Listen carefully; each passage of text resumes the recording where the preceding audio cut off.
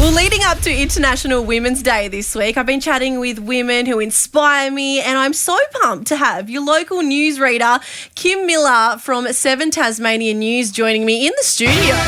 From our 7 Tasmania studios, your nightly news with Kim Millar begins now. Kim Millar, thank you so much for stopping by.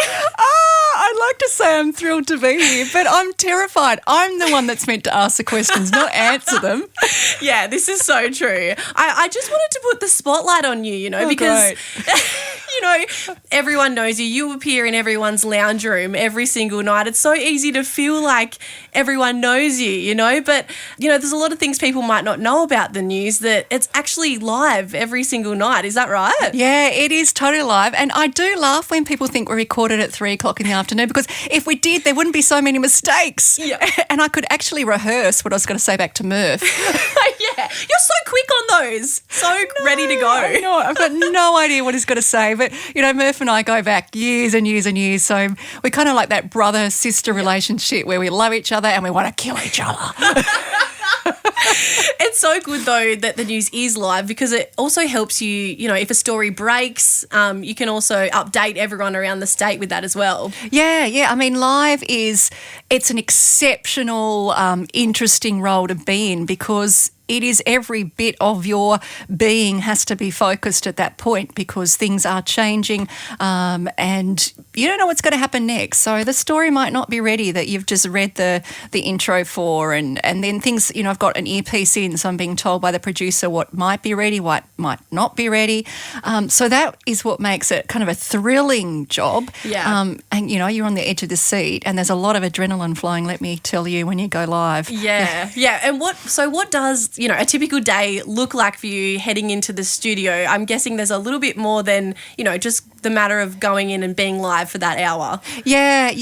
I get really worked up when people say, oh, you just read the words on the quarter prompt. Yeah, I'm sure I probably could just read them, but you can tell. You can tell those that, are committed or not. You know yourself if you're just reading something, if there's not that understanding of what you're reading is really important. Yeah. So for me, it's very much keeping across local issues, knowing what is going on throughout the day. There's a lot of, because we have a gorgeous young team, there's a lot of mentoring that goes on.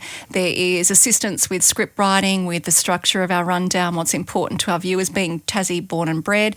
I kind of feel like I know the town pretty well.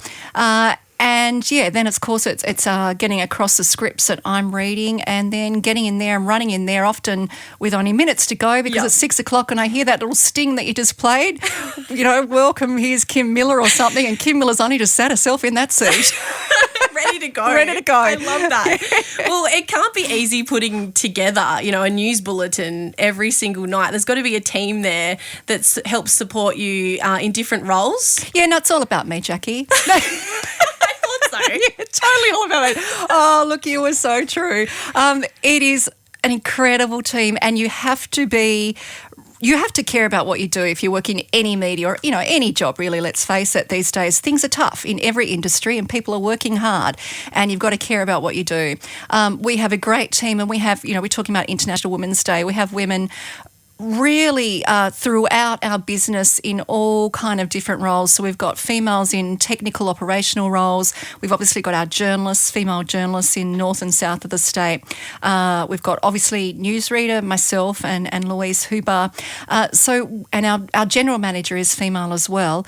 It's just really important, because I think we have this great ability as well. We don't think about if we're working with females or males very often. I'm just working with a team. I don't care whether I'm male or female. I want a team that is passionate about what they do. Yeah. If they happen to be female, that's fabulous. But if they happen to be male, that's pretty terrific too. I think it's about an equality and good people for the roles, not necessarily, the tick box exercise of we need so many females, etc. Yeah, absolutely. And obviously you've learnt so many skills. You've been in that type of role for a fair while now. What advice would you give to someone that maybe sees you on their screen and thinks to themselves, I'd love to read the news one day? What advice could you give to someone to maybe head in that direction? I mean, this is going to sound a little naff. I don't know, is that a word we still use? I don't even know what that means. But was never going to be a newsreader, but I would sit back. So I grew up in the era on a farm at Deloraine where at 6 o'clock it was shush, you watch the news. And in my era, so it was male newsreaders doing the 6 p.m. news, but then we started to see these women come through like Jana Vent, Liz Hayes, and I'm like, oh, women can do this. Yeah. Again, I never set out to go and be a newsreader, but it's that cliche, you can't be what you can't see. And so once you started to see those women come through, I went through that wonderful era where women were coming through and we saw them. That wasn't even the question you asked. Okay. But my advice would be now is if you really care and you're passionate, and it's not about being a newsreader even, if it's passionate about your community, local stories, people, you got to love people. You've got to be a bit of a gossip. You've got to want to know what's going on. Get the scoop. Get the scoop, exactly. Then don't be turned off by the negative publicity of there's no jobs in TV, newspaper or radio, it's all over. The way we present news may be changing. Yeah. Same with radio. But there are jobs for people that are interested in people and communication. So don't be turned off by, the negativity of a lot of this. There are still jobs there. Yeah. And even in TV, we still can't, there are roles we struggle to fill. So it's hardly dead. Yeah, just got to keep at it. Things are evolving all the time, and they have been, throughout, the last 10 years to get to where they are today. So, yeah, I totally agree with that. You just got to keep at it, don't you? And, block out the haters in a way. Yeah, it's that whole just being really true to what keeps you going, what gets you up, what motivates you, what gives you a sense of achievement and passion and that's it. So if you love storytelling, if you love people, it's still the job for you. Yeah.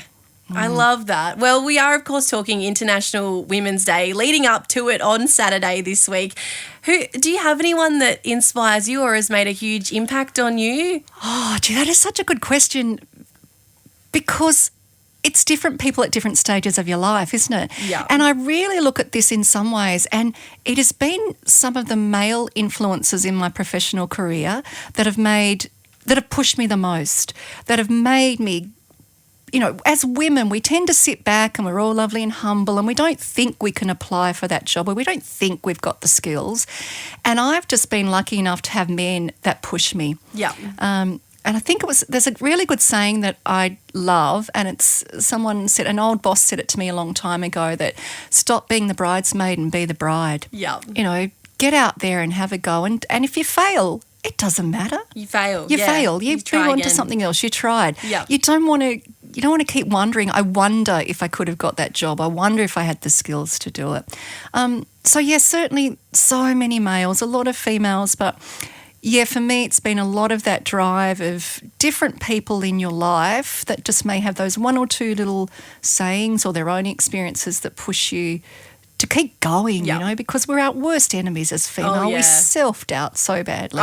I'm the exact same. Overthinking, self-doubt is the thing I do best, I think. It's the great female way, isn't it? Yeah. Well, Kim, thank you so much for joining me here in studio. It's been such a great chat with you, and I hope you have a great International Women's Day on Saturday. It's all over. I was just getting started. I know. She loves the sound of her own voice. Kim, thank you so much for joining me. Thanks, Jackie.